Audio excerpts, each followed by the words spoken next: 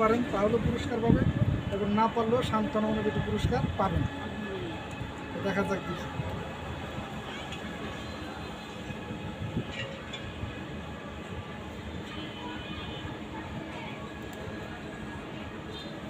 নবী করিম সাল্লাল্লাহু আলাইহি সাল্লামের কোন বিবি আল্লাহর আসমানের তরফ থেকে বিবাহ হয়েছিল?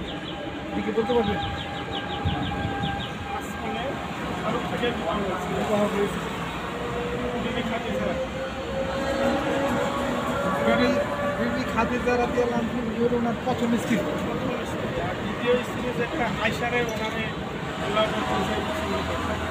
হ্যাঁ, আয়েশা রাদিয়াল্লাহু আনহাকে নিজেই পছন্দ করেছিলেন, কিন্তু নবী করিম সাল্লাল্লাহু আলাইহি সাল্লাম আসমানে বিবাহ হয়েছিলেন হযরত জয়নব বিনতে উম্মে জাশর রাদিয়াল্লাহু আনহা, তার সাথে নবী করিম সাল্লাল্লাহু আলাইহি সাল্লামের আসমানে বিবাহ হয়েছিল।